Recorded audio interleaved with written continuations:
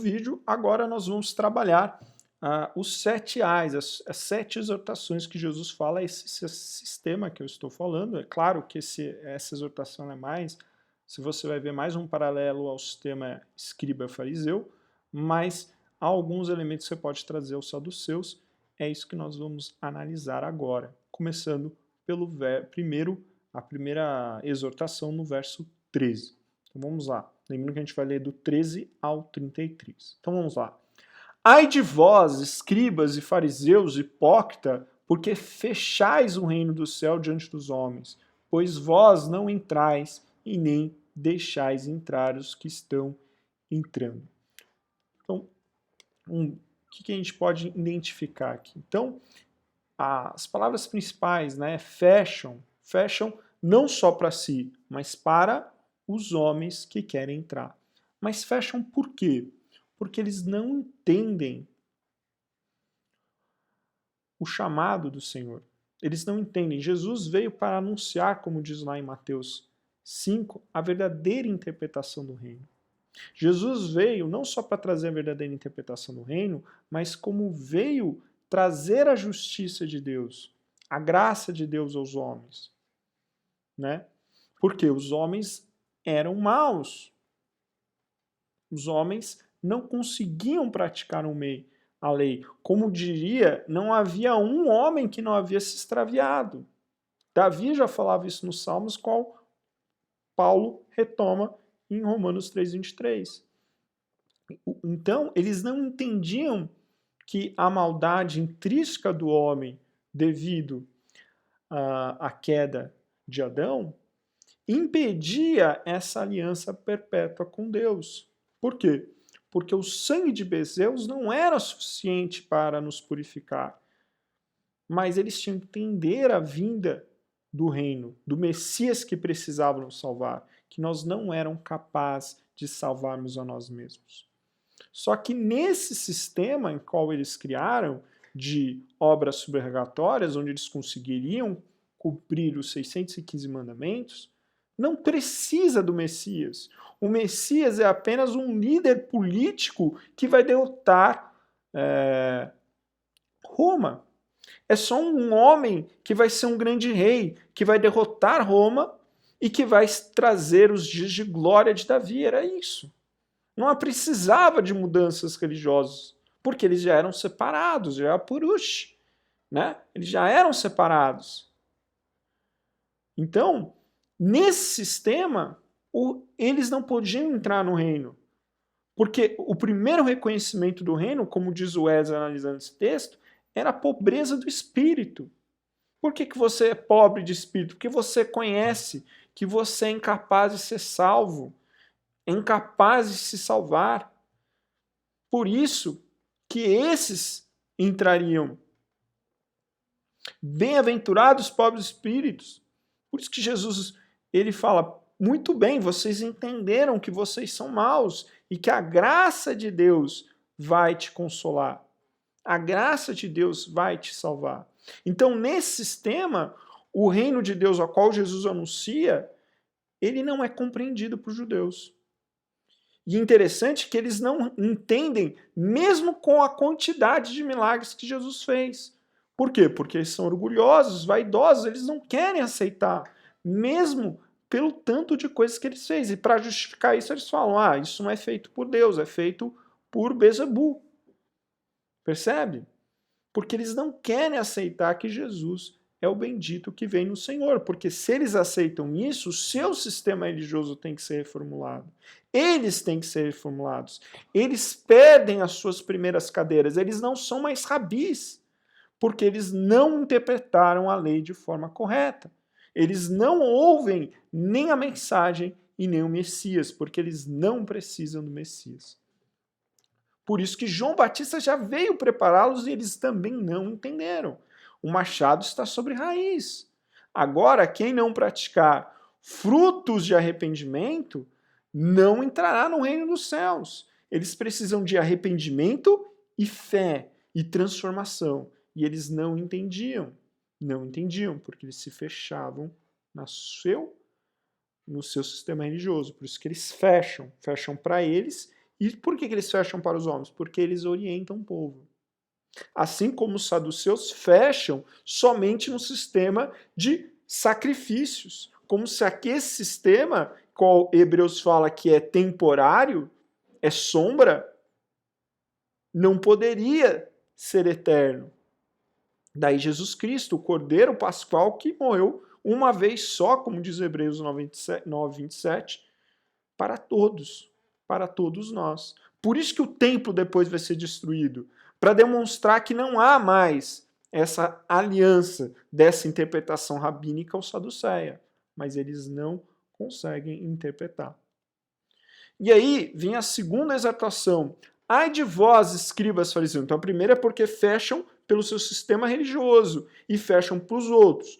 O segundo é: ai de vós, escribas fariseus hipócritas, porque rodeais o mar e a terra para fazer um prosélito, e uma vez feito, tornais filho do inferno 2 vezes mais do que vós. Um prosélito, geralmente, é um não-judeu que se converte ao judaísmo. E aí, por que Jesus fala que esse prosélito que se converte ao judaísmo, ele é filho do inferno 2 vezes?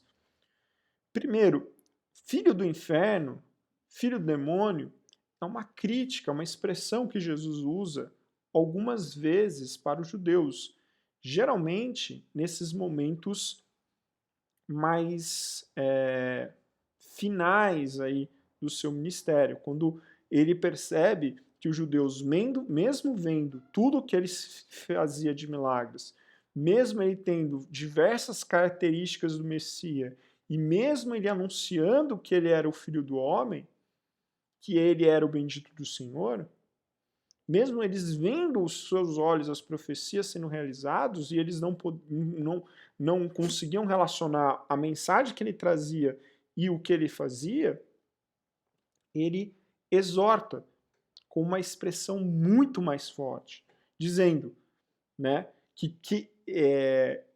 com essa terminologia de filhos do inferno. Por quê? Porque eles não aceitavam o reino dos céus. Eles estavam vendo eles, e eles procuravam, mesmo assim, não aceitar. Entende? Por isso que eles chamavam ele filho de Bezebu, chamava Jesus. Ou seja, você está dizendo que a obra é de Deus, não é de Deus. Mesmo sabendo que é de Deus. Ou seja, se você está dizendo que a obra é de Deus não é a obra de Deus, sabendo, você está se posicionando contrário à vontade de Deus. O que seria isso? O inimigo, o demônio. Isso que significa Satanás, o inimigo, contrário à vontade do reino. Logo, por isso que Jesus chama assim eles. Não só porque eles não aceitam, mas porque no seu sistema religioso a qual ele pode se salvar, não é necessário o Messias, não é necessário a graça de Deus. Então eles rejeitam a salvação pela fé, eles rejeitam os fundamentos da graça de Deus. Por isso, e eles não só rejeitam, mas como se colocam o contrário. Mesmo Jesus mostrando que ele era o Filho do Homem, fazendo coisas que ninguém fez, e anunciando a sua mensagem, e tendo as características do Messias. Ou seja, eles olhavam o tempo e não interpretavam, porque eles estavam fechados. Mas, Lucas, por que eles são filhos do inferno e levam os prosélitos a seu duplo inferno?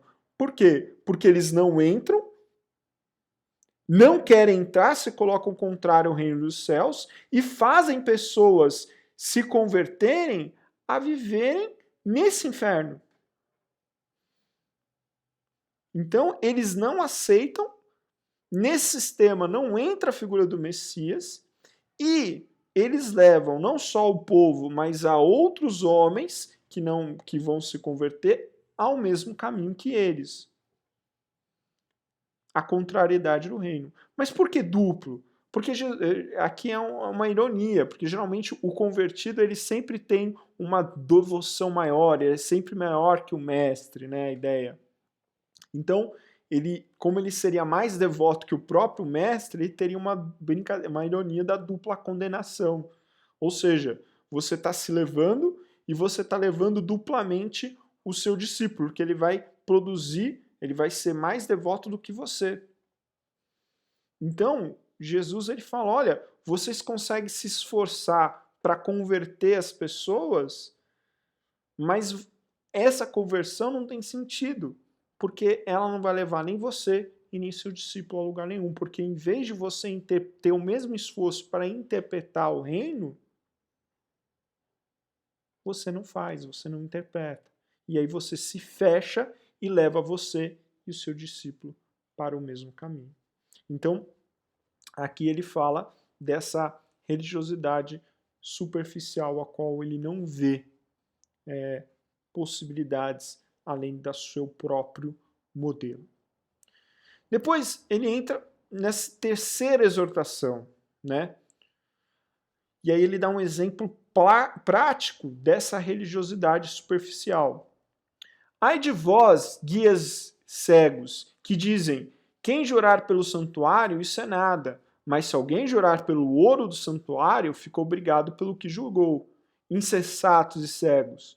Pois qual é maior, o ouro ou o santuário que santifica o ouro? E dizeis, quem jurar pelo altar, isso é nada. Quem, porém, jurar pela oferta, está sobre o altar, fica obrigado pelo que jurou. Cego, pois qual é maior, a oferta ou o altar que santifica a oferta? Portanto, quem jurar pelo altar, jura por ele e por tudo que sobre ele está. Quem jura pelo santuário, jura por ele, por aquele que nele habita. E quem jura pelo céu, jura pelo trono de Deus e por aquele que no trono está sentado. Aqui Jesus retoma um tema que ele trata no Sermão do Monte, sobre a questão do juramento na época de Jesus. Na época de Jesus, a tradição oral dizia que existiam dois tipos de juramento, o parcial e o absoluto. O parcial era aquele que era feito em nome dos céus, pela terra, pelo Jerusalém. E os absolutos eram aqueles que falavam de Deus, alguma representação de Deus. Daí o altar, daí o próprio Deus. E aí Jesus fala, não existe juramento parcial absoluto. Todo juramento tem que ser sim, sim ou não, é verdadeiro. E aí por que Jesus está apresentando esse terceira A? O que ele está mostrando? Ele está mostrando, olha, tá vendo essa sua tradição que não enxerga o Messias, que não permite enxergar o Messias, que não permite entrar a graça de Deus e que leva você, como leva prosélitos a isso, que são os dois primeiros ais, essa tradição, ela não só não permite o Messias e a graça de Deus, ela leva o homem a uma falsa religiosidade. Por quê? Porque a sua interpretação se torna mais importante que a lei. E muitas vezes essa interpretação, ela não absorve aquilo que é o cerne da lei. Ele não observa aquilo que é o que mais importa. Então aqui você tem uma lei que te permite, como você vê na imagem, mentir. Porque um juramento parcial eu posso não querer fazer. Só o absoluto, que é no nome de Deus. Então eles usavam esses juramentos parciais, ou que aparentavam ser absoluto, mas não eram. Né? Ah, eu tô jurando pelo ouro do santuário, mas eu não estou falando do próprio Deus. Entende? Por isso que ele brinca aqui. Então, esses juramentos parciais e absolutos era para enganar, e às vezes eles usavam, como eles não falavam o nome de Deus, eles usavam símbolos, eles enganavam, não, mas é o ouro, e não aquele que santificou o ouro. Para enganar as pessoas, achando que você está fazendo um juramento absoluto, não está, e você não cumpre o juramento. Ou seja, você está criando um instrumento religioso que não leva a pessoa a jurar com verdade, com sinceridade. Ou seja, ele perdeu o sentido do texto, ele perde todo o sentido do texto, ele perde o sentido de transformar o coração do homem. Ele torna a lei pela lei, o método pelo método. Por isso que são guias de cego. Ou seja, eles levam a lugar nenhum. Qual que é? Qual lugar está levando essa jurisprudência de jurar? Está levando o homem a não mentir, não enganar? Não, ele está dando asas a isso. Ele só está legalizando. Então é isso que Jesus está dizendo, olha, vocês não só não estão entendendo que vocês não podem se salvar e necessitam da graça de Deus, e estão levando o povo e ainda os prosélitos a isso, como também vocês têm uma tradição que não transforma o coração do homem, que foge do cerne da lei. Foge da ideia de ser de santo porque eu sou santo. Da ideia da bem-aventurança, que é aquele que tem fome e sede de justiça, ou aqueles que são santos que vão ver a glória de Deus. Ou seja, ele é desejoso em querer ser a imagem e semelhança de Deus, de se renovar em Deus. Para ser um modelo que quer se aparentar religioso e, se aparentando religioso, procura mecanismos para justificar o seu pecado. Como, por exemplo, ele fala no verso anterior, né, no 14, vocês gostam de fazer longas orações e aproveitam das viúvas, ou seja, as viúvas que muitas vezes pediam para eles orar ou pedir ajuda, eles aproveitavam delas. Aproveitavam financeiramente, né, para cobrar alguma coisa, alguma oração, alguma coisa que eles pediam. Ou, naquele texto de Lucas, que ele vai falar, olha, vocês dão o dízimo de qualquer coisa, mas deixam seus pais passando fome, né? Porque eles tinham que, pela lei, honrar os seus pais. Se os pais faltassem alguma coisa, ele tinha que garantir. E aí, para não honrar, ele falava que não tinha nada, e ele entregava os seus bens ao templo, dizendo, olha, eu não tenho garantia. E aí, quando seu pai falecia, ele retomava os seus bens. Né? Ele podia pedir de volta os bens que ele deixou aos cuidados de algum sacerdote. Então, o que eu quero dizer é, eles não focavam o cerne na lei, que era mudar o coração do homem, mas tinham uma aparência justa, mas não era justa. E aí o quarto A, então, ou seja, o terceiro A foi a superficialidade da religiosidade que não leva à mudança do coração do homem. O quarto, ai de vós, escribas, fariseus, hipócritas, porque dais o dízimo da hortelã, do endo, do cominho, tendes negligenciado os preceitos mais importantes da lei, a justiça, a misericórdia e a fé. Deveis, porém, fazer essas coisas sem omitir aquelas, guias de cego, coai o mosquito, engolir o camelo. E aqui ele faz uma crítica ao método de interpretação. Então, o que acontece? Na lei do Antigo Testamento, ele fala claramente que deveria dar grãos de grãos, vinha e óleo. Já no Levítico 27 era mais abrangente. Só que eles têm que determinar uma jurisprudência. Mas o que seria? Seria de tudo, até da horta da sua casa que você tinha para ter as especiarias, né? A hortelã e os outros elementos. Então, até da horta, você vai dar o dízimo. Então, eles davam uma interpretação bastante de retidão, de obediência, só que eles não tinham o mesmo padrão para as outras partes da lei, né? Por exemplo, para o estrangeiro, que deveria tratar o estrangeiro como tratasse a si mesmo, uma vez que eles também eram estrangeiros nessa terra. Como você ajudar com uma parte da sua produção os pobres.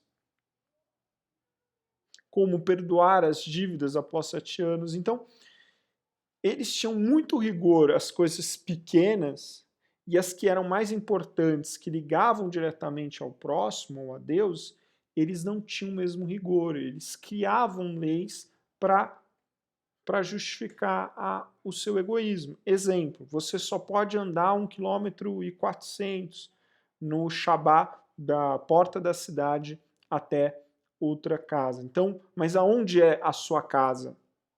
Onde estão os seus pertences? Então eles começavam a viajar um dia antes, deixavam seus pertences numa cidade para andar 1,5 km. Por quê? Porque o seu pertence estava lá. Então, ele não poderia andar mais de 1 quilômetro. Mas como seus pertences não estão naquela cidade onde ele deveria estar em outra, ele poderia andar mais. Então, olha só, eles criavam um jeito de não cumprir os 1,4 km, porque eles falam, mas onde é a minha morada? Onde eu moro? Entende? Então, eles perderam não só o cerne da lei, mas como eles não entendiam nesse sistema que eles estavam produzindo maldade. Então, eles estavam alienados. Olha, vocês não estão vendo que esse modelo de justiça ao qual vocês estão assentados não estão tornando vocês justos, pelo contrário, estão tornando vocês como piores. E aí, quando ele fala que justiça, misericórdia e fidelidade são palavras que Miqueias, no capítulo 6, repete, né? E aí ele fala, por que vocês têm obedecido os decretos de honra e todas as práticas da família de Acabe, têm seguido as tradições dele, por isso os entregarei à ruína, o seu povo ao desprezo, vocês sofrerão zombaria das nações. Ou seja, quando ele fala, vocês não conhecem justiça, misericórdia e fé, e aí a terminologia melhor é fidelidade, ele está fazendo uma clara alusão a Miqueias, dizendo, olha, vocês não estão vendo que vocês não estão cumprindo a vontade de Deus, vocês se acham justos, né? Mas como ele mostrou, essa justiça é superficial, e essa justiça está produzindo o quê? Pessoas más. Vocês estão, como nos tempos de Acabe, estão se assegurando numa justiça que não é verdadeira. Vamos lembrar, Onri tomou o poder à força. Era um general, então ele acreditava que a força era a sua segurança. Acabe aprendeu isso, porque por isso que logo quando casou com uma rainha fenícia, Jezabel. Por quê? Porque ele queria estar seguro na sua própria justiça, dos assíricos, né? Já que com o apoio dos fenícios ele poderia vencer. Então, ele tinha a sua própria justiça, a sua própria segurança, mesmo o profeta Elias falando o contrário. Então vocês não estão vendo que vocês estão alienados a um sistema de justiça que não te torna bom, mas mal, e isso vai te levar à ruína. Como Acabe e On estavam seguros na sua justiça e na sua própria força, e levaram eles à ruína. Vamos lembrar que todos os filhos de Acabe por Jeú foram mortos, não ficou nenhum. Então, Jesus aqui, ele fala, não é só superficial, vocês não só não aceitam a graça, não é só superficial. Te leva a ser mal, a ser como no período de Acabe, a estarem seguros de uma justiça que não é verdadeira. E aí por isso vem a expressão, coais o mosquito e engolis o camelo. Mosquito seria o menor ser vivo da lei, o camelo seria o maior ser vivo impuro da lei. Então o que acontecia? O judeu fariseu, ele não só lavava os braços até o cotovelo para não estar impuro, como coava a sua água com um pano branco tecido, para que nenhum mosquito entrasse e ele se tornasse impuro. E aí Jesus fala, vocês se importam com os pequenos pontos da lei, não se importam com aquilo que realmente importa. Ou seja, um legalismo rígido, que cria um legalismo rígido, que cria uma religiosidade mentirosa, superficial, e além de ser uma religiosidade superficial, cria um sentimento orgulhoso de mérito, que ele está conseguindo salvar. E ele não está vendo que isso tudo é uma falsidade, é uma hipocrisia, uma encenação. Seu coração continua o mesmo. Nada disso importou. Então entenda, vocês não entram, não deixam as pessoas entrarem, seja judeus ou prosélitos, porque vocês não aceitam a graça de Deus. Esse sistema é superficial e leva à iniquidade, e vocês estão indo para um lugar muito ruim. Vocês são como Acabe. É muito forte isso, Jezebel. Por quê? Porque vocês esqueceram o que é mais importante. O seu coração tem que estar transformado. E não está. E ainda vocês se acham bons. E aí a gente entra no quinto ai. Ai de vós, escribas e fariseus, porque limpais o exterior do copo e do prato, mas estes por dentro estão cheios de rapina e intemperança. Fariseu cego, limpa primeiro o interior do copo, para que também o seu exterior fique limpo. Havia uma discussão entre as duas escolas rabínicas na época de Jesus, que são as escolas de Shammai e Eliel, do que deveria ser limpo. E aí eles usavam a expressão vaso ou copo, né? E esse vaso ou copo era uma simbologia do corpo humano. O que deveria purificar dentro do homem? As suas intenções, o centro do seu indivíduo, ou as suas intenções e as práticas de purificação de roupas, de vestes e etc. O que? Shammai dizia que se o interior estivesse purificado, estava tudo purificado, ou seja, tinha uma visão menos ortodoxa. Já o Shammai não, ele acreditava que os dois precisavam acontecer porque uma coisa não estava conectada à outra.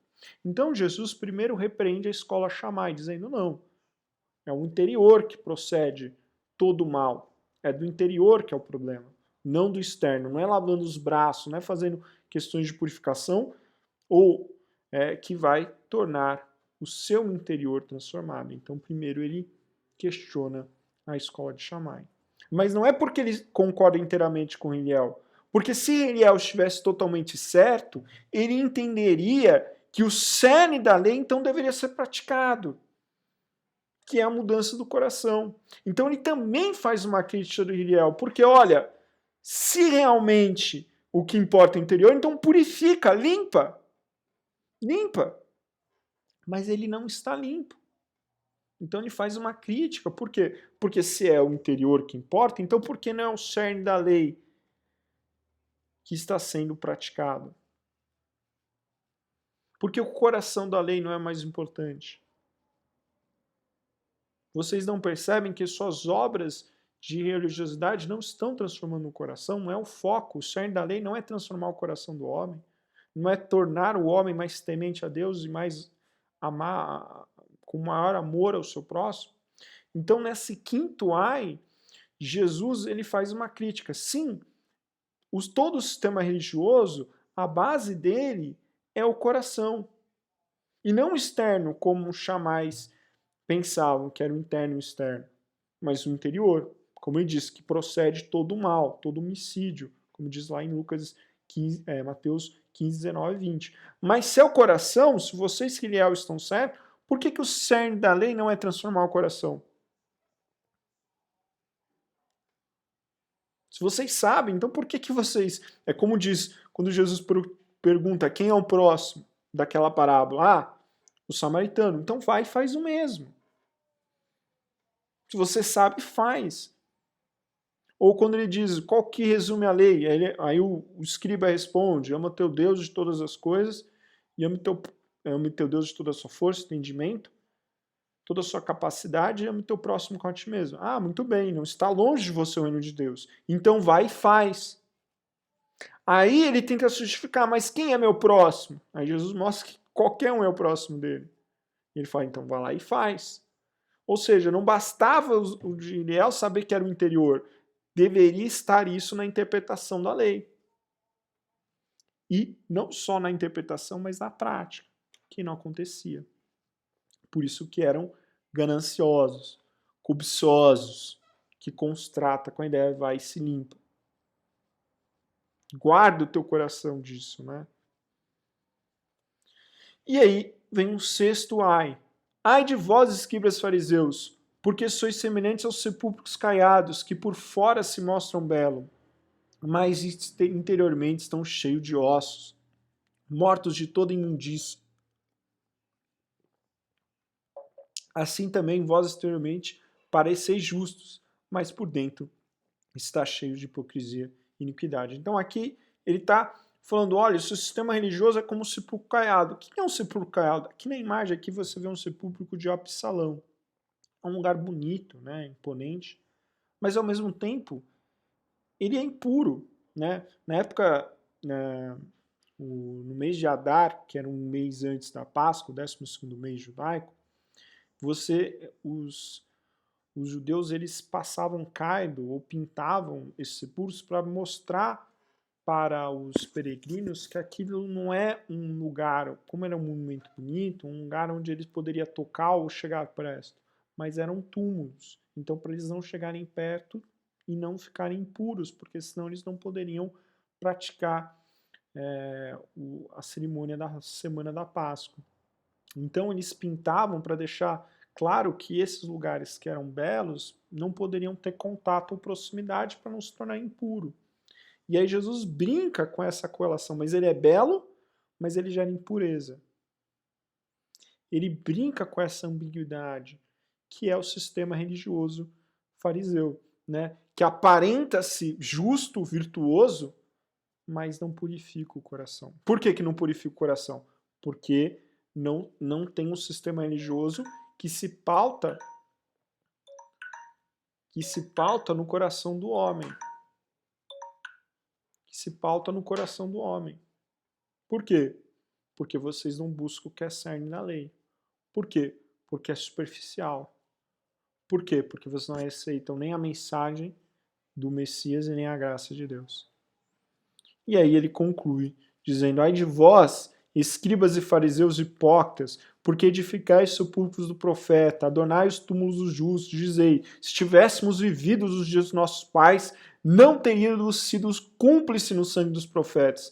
Assim contra vós mesmos testificai que sois filhos dos que mataram os profetas, e enchei vós, pois a medida do vosso pai. Ou seja, Jesus fala, vocês adoram a falar dos profetas, guardam seus monumentos, mas vocês se tornaram igual a eles, porque vocês, assim como eles, não interpretaram a vontade do Senhor, não ouviram os vossos profetas e nem o bendito do Senhor. Ou seja, vocês que assassinaram os profetas vão assassinar até o próprio Filho do Homem, por isso que vocês serão a imagem e semelhança dos seus pais, porque vocês não aceitaram o reino dos céus. Então Jesus termina fazendo essa advertência. Vocês vão se tornar como seus pais, porque eles não aceitaram, não ouviram os profetas, assim como vocês não me ouvem, e nem quem vieram antes de mim, porque o sistema religioso ele é incompleto e mais, ele não aceita o reino de Deus, porque eles estavam obstinados na sua própria justiça. E aí, para concluir, né, o Wesley chama atenção, olha, esse sermão não é só para interpretar o problema do sistema religioso farisaico que não entendia a graça de Deus, que era superficial, que o cerne não era o coração do homem, que não tornava ele transformado, alienado, né? Que era ambíguo. Não é só para a gente entender, mas a gente tem que entender que as características desse sistema pode estar na nossa vida. Muitas vezes nós somos como esses fariseus, porque nós vamos ter características dessa crítica desse sistema religioso. Então, é importante, eu linkei aqui as características que Jesus critica, para ver, será que nós não temos essas características? Será que nós não temos um sistema que nós acreditamos que somos salvos, que não permite a entrada do Messias, como a gente vê, né, esse falso pietismo, esse falso mérito, que a gente vê do verso 13 e 14? Será que nós não estamos sendo superficiais na lei, como Jesus no verso 15? Será que nós não estamos sendo mentirosos e supersticiosos, acreditando em mandingas ou enganando as pessoas, como a gente viu, né, ele falando sobre o juramento? Será que nós não nos tornamos legalistas, cegos, que não vê que a nossa fé não tem transformado o nosso coração? Será que nós não estamos vendo os nossos pecados como os fariseus viam e resistiam à vontade do Senhor? Então, é importante a gente fazer uma reflexão, não só para entender a mensagem de Jesus, mas será que nós não temos as mesmas características hoje? A gente tem que fazer essa reflexão. Será que a minha interpretação da lei só é dos meus interesses superficiais? Por isso que o Wesley chama de meios de graça.